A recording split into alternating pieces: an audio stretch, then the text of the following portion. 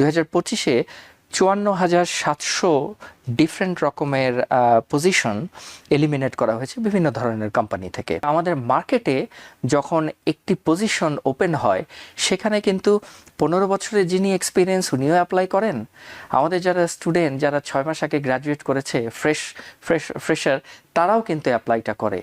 তাহলে আসলে এই যে রেস, এই যে দৌড় প্রতিযোগিতা, এখানে আসলে কারা প্রাধান্য পাবে? কাস্টমার সার্ভিস, স্পেশালি যারা কল সেন্টার এজেন্ট রয়েছেন, যারা বেসিক সাপোর্ট দিয়ে থাকেন বিভিন্ন প্রোডাক্টের, সার্ভিসের, এই ধরনের জবগুলি একটু ঝুঁকির মুখে।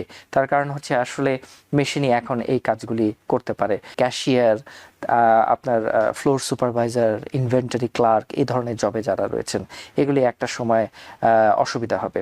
আমি যদি একটি নাম্বার দিয়ে শুরু করি, ছোট্ট একটি স্ট্যাটিস্টিক্স, যে 2025 সালে যদি আমরা লে অফের সংখ্যা যদি দেখে থাকি, তাহলে এটা 1.1 মিলিয়ন প্লাস থেকে 1.3 মিলিয়ন। এই নাম্বারটা কিন্তু গত 2023, 22 এবং 24-এর তুলনায় অনেক বেশি। এটাকে যদি আমি একটু ব্রেকডাউন করার চেষ্টা করি, এটা আমি যে নাম্বারটা বললাম, এটা সব কিছু মিলিয়েই, শুধুমাত্র এআই নয়, সব কিছু মিলিয়ে আরও অন্যান্য বিভিন্ন রিজনের জন্য আসলে জবগুলি, রোলগুলি লে অফ করা হয়েছে।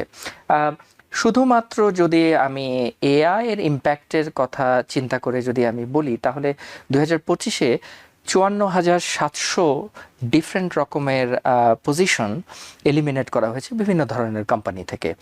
এটা 2023-2024-এ ছিল 16,300। একটু ডিফারেন্সটা যদি আমরা দেখি, যে 16,300 থেকে এটা বেড়ে দাঁড়ায় 54,700। এত বিপুল সংখ্যক যে নাম্বারটি এবং পজিশনগুলি এলিমিনেট করা হচ্ছে, ফায়ার করা হচ্ছে, লে অফ করা হচ্ছে, ডেফিনেটলি এটা তো একটা বড় ইম্প্যাক্ট আমাদের সোসাইটিতে রয়েছেই। পার্টিকুলারলি যদি আমি তথ্য প্রযুক্তি মার্কেটটার কথা বলি, তাহলে তো সেখানে রয়েছে। কিন্তু মজার বিষয়টা হচ্ছে যে এই যে লে অফগুলি হচ্ছে, তারপরে এই পজিশনগুলি কি আসলে থাকছে, নাকি ডিফারেন্ট রকমের পজিশন ক্রিয়েট হচ্ছে কোম্পানিগুলিতে, সেখানে একটু বোঝার ব্যাপার। কারণটা হচ্ছে যে আমাদের মার্কেটে যখন একটি পজিশন ওপেন হয় সেখানে কিন্তু 15 বছরের যিনি এক্সপিরিয়েন্স উনিও অ্যাপ্লাই করেন। আমাদের যারা স্টুডেন্ট, যারা 6 মাস আগে গ্র্যাজুয়েট করেছে, ফ্রেশার, তারাও কিন্তু অ্যাপ্লাইটা করে। তাহলে আসলে এই যে রেস, এই যে দৌড় প্রতিযোগিতা, এখানে আসলে কারা প্রাধান্য পাবে? কারণ আর্টিফিশিয়াল ইন্টেলিজেন্স কিন্তু আমাদের মার্কেটে অ্যাভেলেবল হয়েছে 2020-এর পর থেকে। যে টুলস, টেকনোলজিগুলি এসেছে, এগুলো কিন্তু 2020-এর পর থেকে 3-4 বছর হলো, যেগুলি রাইট মার্কেটে আমাদের অ্যাভেলেবল হয়েছে এবং আমাদের হাতের মুঠোর মধ্যে এসেছে এগুলি ইউজ করার ব্যাপারে। তো আসলে যেটা বলছিলাম, যে এই বিপুল সংখ্যক যে লে অফ, এটা বিভিন্ন কারণে আসলে হয়েছে। স্মল বিজনেস কোম্পানিগুলির একরকম কারণ, যেগুলি $1 বিলিয়ন কোম্পানি, তাদের একরকম কারণ, বিভিন্ন কারণ জড়িত। তার মানে আপনি কি বলতে চাচ্ছেন যে এই যে ছাঁটাই বা লে অফ, যেটাই আমরা বলি না কেন, এটা কি শুধু এআই এর কারণে, নাকি একটি বড় অর্থনৈতিক পরিবর্তনের অংশ হিসেবে আপনার কাছে মনে হচ্ছে?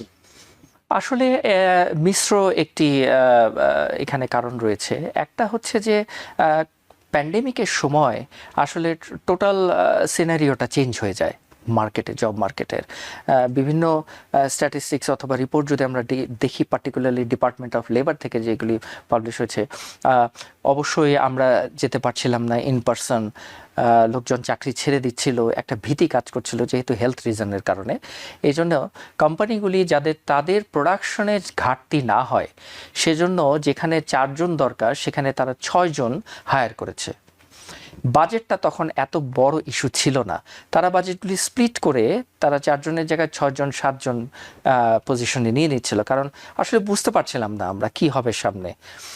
এরপর যখন আস্তে আস্তে প্যান্ডেমিকের প্রভাবটা কিছুটা কমে গেল, তখন আমরা বুঝতে শুরু করলাম যে আসলে আমরা প্রচুর পরিমাণে হায়ার করে ফেলেছি, এবং এটা বিকট আকার ধারণ করে যখন আসলে অন্যান্য আর্থসামাজিক বিষয়গুলি চলে আসে। যেমন এই যে ট্যারিফ একটা ব্যাপার, একটা বড় ইম্প্যাক্ট ফেলে আমাদের জব মার্কেটে। তারপরে ইউনিভার্সিটিতে ইন্টারন্যাশনাল স্টুডেন্টদের আসার সংখ্যা কিন্তু আবার কমে গেল একটা সময়। রিসার্চের বাজেটগুলি কিন্তু কিছু কিছু জায়গায় কমিয়ে দেওয়া হলো। তার মানে মার্কেটটা কিন্তু টোটালি একটা ডিলেমা অবস্থায়, দোদুল্যমান অবস্থায় হয়ে গেল। একদিকে যেমন আর্টিফিশিয়াল ইন্টেলিজেন্স চলে আসলো, ডিমান্ড তৈরি হলো স্কিল সেট লোকের, আবার আরেকদিকে স্কিল সেট লোকের অভাবও তৈরি হলো। আমি যদি ছোট করে বলি যে আমাদের যেই কোম্পানিটা আমরা রান করি সেখানে অবশ্যই টেকনোলজি কোম্পানি, আমরা অনেক সময় মানে যেই ধরনের লোক খুঁজছি, যে ধরনের স্কিল সেটের মানুষ খুঁজছি, আমরা পাচ্ছি না। সে কারণেই এই অবস্থাটা সৃষ্টি হচ্ছে। তাহলে আপনার কাছে যে এখন যে প্রশ্নটা আমি করতে চাই যে এআই কি তাহলে মানুষকে সরিয়ে দিচ্ছে, মানে আপনার যে যে কথাগুলো বললেন যে এআই কি মানুষকে সরিয়ে দিচ্ছে নাকি মানুষের কাজের ধরন পাল্টে দিচ্ছে বা বদলে দিচ্ছে? আসলে আমি বলবো যে কাজের ধরনটা পাল্টাচ্ছে এক অর্থে। তার কারণ আমরা যখন টাইপরাইটার ইউজ করতাম তখন এক ধরনের স্কিল সেটের মানুষ আমরা ডিপ্লয় করতাম। এখন যখন টাইপরাইটার থেকে সেটা কিবোর্ডে চলে আসলো, সেই সময় কিন্তু আবার আরেক ধরনের স্কিল সেটের মানুষ আমরা নিয়োগ দেওয়া শুরু করলাম, কারণ তখন স্পিডের ব্যাপারগুলি চলে আসলো। আগেও যদিও ছিল, কিন্তু কম্পিউটারের টাইপিং স্টাইলটা একটু অন্যরকম, আমি উদাহরণস্বরূপ বললাম। কিন্তু আসলে এখানে একটা বিষয় একটু সবসময় আমাদেরকে খেয়াল রাখতে হবে যে যদিও হয়তো প্রোডাক্টিভিটি ইনক্রিজের কারণে, কোম্পানির রেভিনিউ জেনারেট করার কারণে হয়তো অটোমেশন করা হচ্ছে, যেমন আজ 3 ঘন্টায় যে কাজটি আগে আমরা করতাম, এটা রোবোটিক্সের মাধ্যমে আমরা 20 মিনিটে কাজটা করতে পারি এবং ভুলের পরিমাণ অনেক অনেক কম। এটাকে আমরা বলি হিউম্যান এরর। হিউম্যান এরর থাকে সেখানেই যেখানে মানুষের টাচ থাকে, ভুলের সম্ভাবনা সেখানেই থাকে। তার মানে কোম্পানিরা তো অবশ্যই চাবে অন দ্য আদার হ্যান্ড যে আমার ভুলের সংখ্যা কমাই আমি, সেটার জন্য আমাকে অটোমেশন করতে হবে। তো অটোমেশন যখন হচ্ছে তখন কিন্তু জবের বা টাস্ক যেটা, সেটা কিন্তু ট্রান্সফর্ম হয়ে যাচ্ছে। তো ওই জায়গাটায় হচ্ছে চ্যালেঞ্জ আসলে মূলত, যে আমরা কি এই ট্রান্সফরমেশনের সময় নিজেদেরকে কোঅপ করতে পারছি কিনা, নিজেদেরকে খাপ খাওয়াতে পারছি কিনা, সেইখানেই হচ্ছে আমাদের দায়িত্বটা বেড়ে যাচ্ছে। একটা প্রশ্ন এসেছে, Roni Arif, what is most demanding in AI sector? এই প্রশ্নটির উত্তর দিয়ে তারপর আবার আপনার কাছে প্রশ্ন যাব। আমি প্রথমত ধন্যবাদ ওনাকে প্রশ্নটি করার জন্য।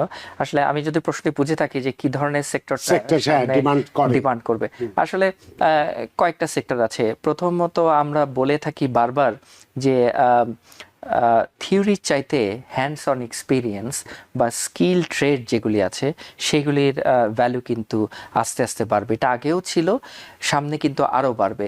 স্কিল ট্রেড বলে আমি যেমন বলতে চাই যে প্লাম্বিং যে জবগুলি, যারা ওই ধরনের জবগুলি করে থাকেন, ইলেকট্রিক্যাল যে জবগুলি, অথবা HVAC টেকনিশিয়ান যদি বলি, এই ধরনের, আমি যাতে উদাহরণস্বরূপ বললাম। এছাড়া পার্সোনাল সার্ভিস যেগুলি রয়েছে, যেমন হেলথ কেয়ার প্রফেশনাল যারা রয়েছেন, তাদের কিন্তু একটা বিরাট সম্ভাবনা রয়েছে, কারণ এটাকে খুব কঠিন হবে অটোমেশনের মাধ্যমে এটাকে রিপ্লেস করাটা। স্পেশালি যারা সিনিয়র সিটিজেনদেরকে টেক কেয়ার করেন, অথবা নার্স যারা রয়েছেন, ফ্রন্টলাইন হেলথ ওয়ার্কারদের কথা আমি বলছি। এছাড়াও ম্যানেজমেন্ট এবং লিডারশিপে যারা আছেন, সেই জায়গাটাকে কিন্তু রিপ্লেস করা কঠিন হবে, কারণ মেশিন অথবা ডেটা যেটাই আমরা বলি না কেন, সেগুলির কিন্তু একটা ধারা আছে, সে ওই প্রসেস বা ফ্রেমওয়ার্কের বাইরে কিন্তু যেতে পারে না। কিন্তু মানুষ যেভাবে সাজিয়ে দেওয়া হয়েছে সে সেটুকুই করতে পারে। এক্স্যাক্টলি। কিন্তু এর চেয়ে অনেক বড় ক্ষমতা কিন্তু অ্যাজ এ হিউম্যান বিইং আমাদের রয়েছে। আমরা কিন্তু শুধুমাত্র পিছনে কি হয়েছে তার উপরে নির্ভর করে, যেটা এআই মডেল করে থাকে, তার উপর নির্ভর করে সিদ্ধান্ত নেয়। আমরা কিন্তু তারও অনেক বেশি কিছু চিন্তা করে আমাদেরকে একটি সিদ্ধান্ত কিন্তু নিতে হয়। অনেক ধন্যবাদ রনি আরিফ আপনার প্রশ্নের জন্য। আশা করি আপনার প্রশ্নের উত্তর পেয়েছেন। রনি আরিফের এই প্রশ্নের সূত্র ধরেই আপনাকে তাহলে আমি একটি প্রশ্ন করতে চাই যে তাহলে কোন কোন খাত, আমরা যদি বলি যে আপনি যদিও কিছুটা বললেন, আর একটু বিস্তারিতভাবে একটু জানতে চাইব যে কোন কোন খাত বা পেশা এই মুহূর্তে সবচেয়ে বেশি ঝুঁকির মধ্যে আছে, বা কোনগুলো করলে আমি আমার জন্য সুবিধা পাবো? ইন্টারেস্টিং এবং এটা গুরুত্বপূর্ণ প্রশ্ন, কারণ সবাই তো আসলে আমরা যারা ইন্ডাস্ট্রিতে রয়েছি কম বেশি সবাই যে যেই পজিশনে রয়েছি একটু একটু ডিলেমাতে থাকতে হয়, সেটা পার্মানেন্ট জবই হোক অথবা কন্ট্রাক্ট হোক অথবা কনসালটেন্সি হোক, যে কোনো হোক না কেন।